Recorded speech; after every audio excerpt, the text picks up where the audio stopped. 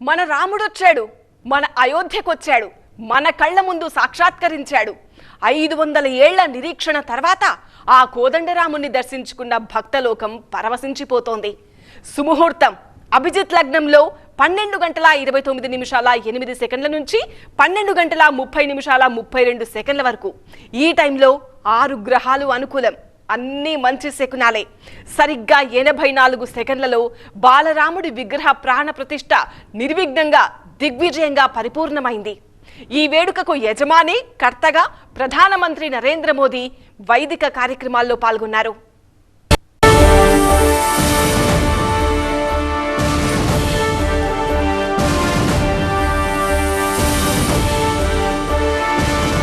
అదిగో అల్లదిగో అయోధ్య, అడుగో అతడే మన రామయ్య.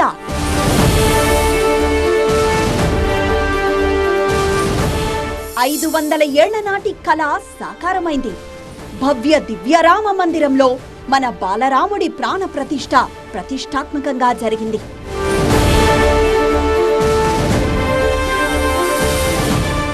ఆహా, ఏమి మన భాగ్యము! కలియుగంలో త్రేతాయుగం నాటి శ్రీరామరాజ్యం చూడబోతున్నామిక. ఇంతటి మహాయజ్ఞంలో మనము భాగస్వామ్యులమయ్యాం. ఆ బాలరామచంద్రుడి రూపు మోము చూసే మహద్భాగ్యం మనకు కలిగింది కదా అంటూ యావత్ భక్త ప్రపంచం మురిసిపోతోంది.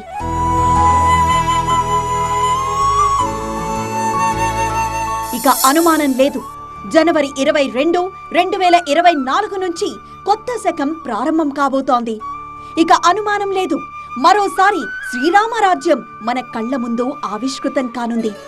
ఇక ఎలాంటి అనుమానం అక్కర్లేదు, 5 శతాబ్దాల తర్వాతొచ్చిన మన రాముడు ఇక మన మధ్యే ఉంటాడని, మనల్ని చల్లగా చూస్తాడని అన్న భరోసాతో భక్తలోకం పరవశించిపోతోంది.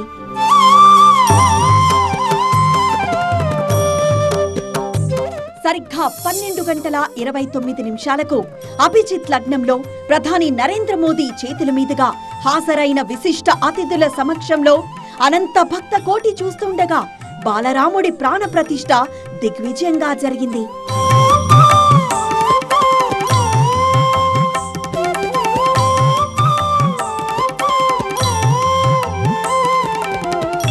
రఘుపతి రాఘవ రాజారాం, పతిత పావన సీతారాం, సుందర విగ్రహ మేఘశ్యాం, గంగా తులసి సాలగ్రాం, జయ జయ రాఘవ రాజారాం అంటూ మారుమోగిన క్షణాలు ఎంత అద్భుతంగా వినిపించాయో కదూ!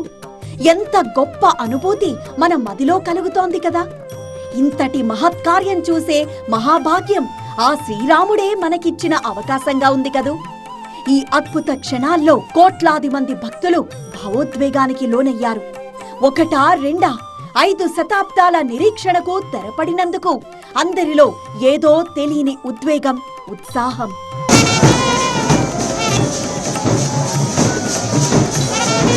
అంతకుముందు ఈ మహాక్రతువును తిలకించేందుకు సినీ, రాజకీయ, క్రీడా ప్రతినిధులతో పాటు వేలాది మంది సాధు సంతులు తరలివచ్చారు.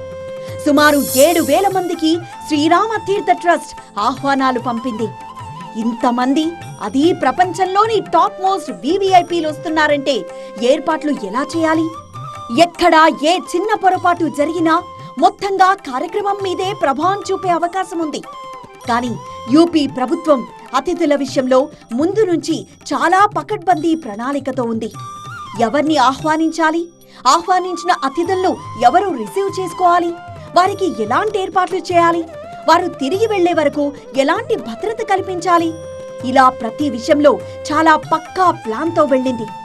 విఐపీలు, వివిఐపీలు, సాధు సంతులు ఇలా ఆహ్వానాలను అందుకున్న వారిని 3 బ్లాక్లుగా విభజించి వారికి సీట్లను కేటాయించింది.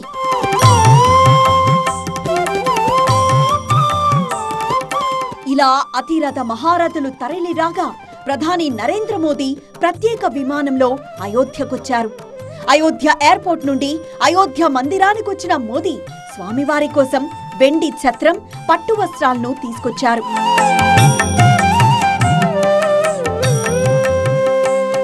ఆలయం ప్రాంగణంలో ఏర్పాటు చేసిన ఎర్ర తివాచీపై నడుచుకుంటూ వచ్చిన మోదీ మొదట ఆలయం ముందు భాగంలో ఉన్న 32 మెట్లనెక్కి ప్రధాన ద్వారం గుండా మంటపంలోకి ప్రవేశించారు.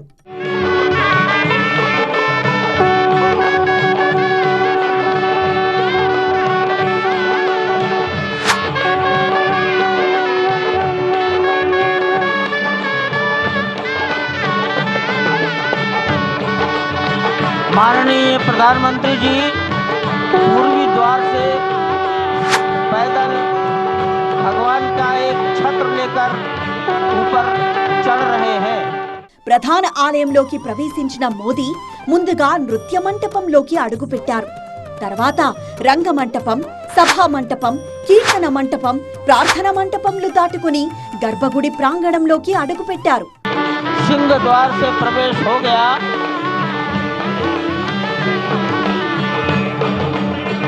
नृत्य मंडप में प्रवेश कर गए।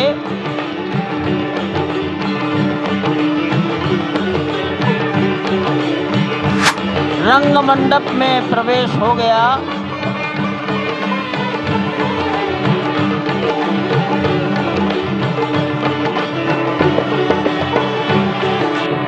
अब वो पूर्ण मंडप में प्रवेश करने वाले हैं।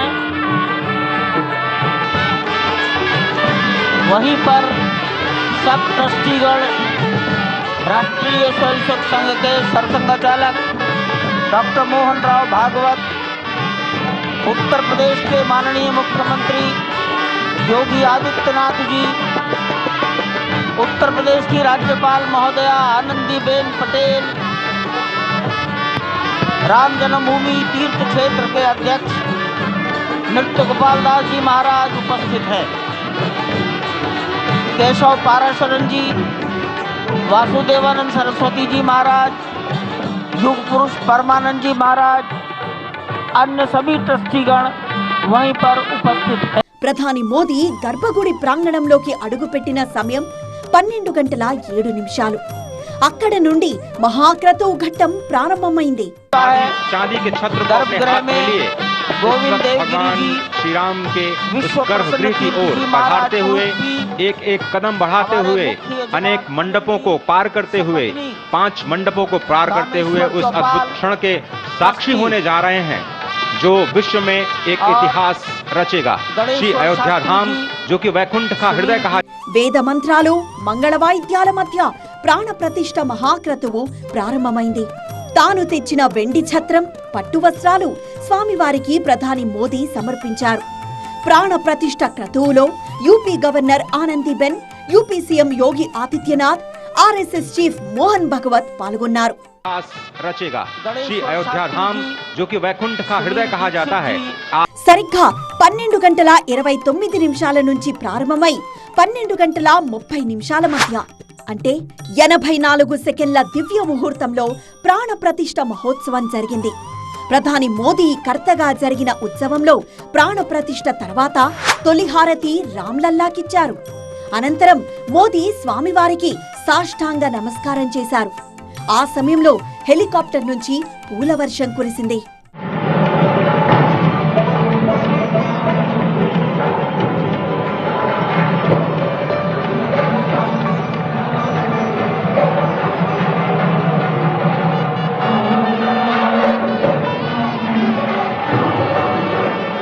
గణేశ్వర్ శాస్త్రి ద్రవిడ్ నేతృత్వంలో మహాగంభీరంగా ప్రాణ ప్రతిష్ఠ క్రతువు ముగిసింది.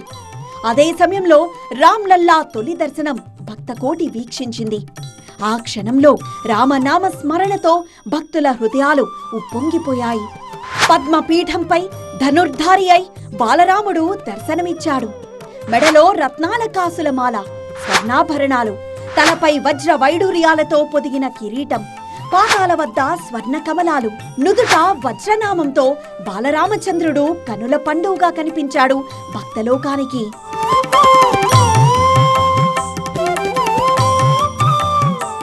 ఈ మహాఘట్టం సమయాన ఎందరో భక్తులు కన్నీరు పెట్టుకున్నారు. ఎంతో మంది సెలబ్రిటీలు భావోద్వేగానికి గురయ్యారు. ప్రపంచమంతా జై శ్రీరామ్ నినాదాలతో మార్మోగిపోయింది. కాషాయ వర్ణంతో ప్రతి ఊరు మురిసిపోయింది. ఒకరినొకరు ఆలింగనం చేసుకుని కంటతడి పెట్టుకున్నారు. ఈ అద్భుత క్షణాల కోసమే కదా యావత్ భక్త ప్రపంచం ఎదురుచూసింది. మన దశరథ రాముడు కోదండరాముణ్ణి మరోసారి మనసారా తిలకించే భాగ్యం కోసమే 5 శతాబ్దాలు ఎదురు చూసింది. అందుకే ప్రత్యక్షంగా పరోక్షంగా చూస్తున్న వారందరిలో తెలియకుండానే కన్నీళ్లు ఉప్పొంగాయి. ప్రతి ఒక్కరి మనసులో ఏదో తెలియని అనిర్వచనీయమైన అనుభూతి కలిగింది. బాలరాముడి రూపాన్ని చెక్కిన శిల్పి జీవితం ధన్యమైంది.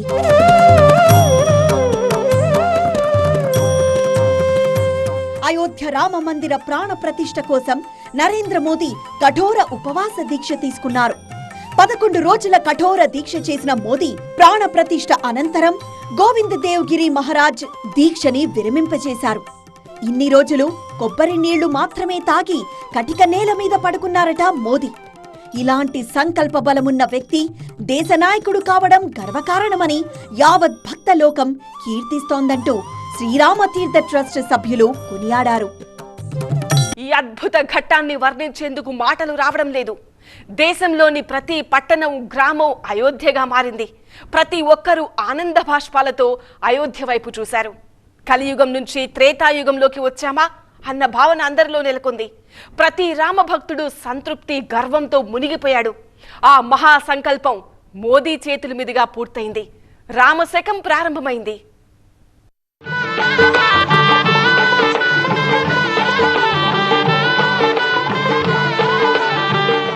ప్రాణ ప్రతిష్ఠ అంటే దేవాలయంలో పూజలు క్రతువు చేసేందుకు ముందుగా చేసే ఒక సంప్రదాయం. ప్రాణ ప్రతిష్ఠ అంటే అర్థం జీవమివ్వడం.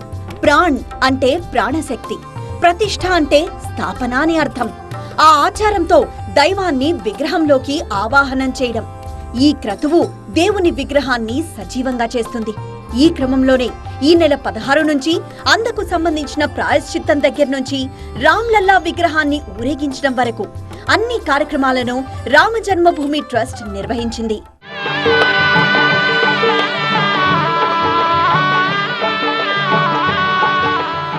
ప్రాణ ప్రతిష్ఠ అనంతరం హనుమాన్ ఘట్లో నిర్వహించిన దీపోత్సవం మరింత ఉత్సాహంగా సాగింది. ప్రతి ఒక్కరూ జై శ్రీరామ్ నినాదంతో దీపాలు వెలిగించారు. సరయూ నది ఒడ్డున 14 లక్షల దీపాలను భక్తులు వెలిగించారు. దీపకాంతులతో సరయూ నది దేదీప్యమానంగా వెలిగిపోయింది. అయోధ్యలోని రామ్ కీ పైడి, కనక్ భవన్, గుప్తర్ ఘాట్, సరయూ ఘాట్, లతా మంగేష్కర్ చౌక్, మునిరామ్ దాస్ చావ్ని దీపాలతో అలంకరించారు. కేవలం అయోధ్యలోనే కాదు, దేశంలో ఇంటింటా రామజ్యోతి నిర్వహించారు భక్తులు. మరోవైపు అతిథుల కోసం యూపీ సర్కార్ పటిష్ట చర్యలు తీసుకుంది. ఏ, బి, సి ఇలా 3 బ్లాక్లుగా విభజించి విశిష్ట అతిథులకు ఎలాంటి ఇబ్బంది లేకుండా చూసుకుంది. బాలీవుడ్ నుంచి అమితాబ్ బచ్చన్, అభిషేక్ బచ్చన్, రణ్బీర్ కపూర్, ఆలియా భట్, కంగనా, మాధురి దీక్షిత్, రోహిత్ శెట్టి, అనుపమ్ ఖేర్ లాంటి సెలబ్రిటీస్ హాజరవగా మన టాలీవుడ్ నుంచి చిరంజీవి కుటుంబం హాజరైంది. ఇటు రాజకీయంగా చంద్రబాబు, పవన్ కళ్యాణ్ లాంటి నేతలు హాజరయ్యారు. ఈ సందర్భంగా పవన్ కళ్యాణ్ భావోద్వేగానికి గురైనట్లు తెలిపారు. ఇక చిరంజీవి ఇది ఆ దేవుడు మాకిచ్చిన గొప్ప గౌరవంగా భావిస్తానన్నారు.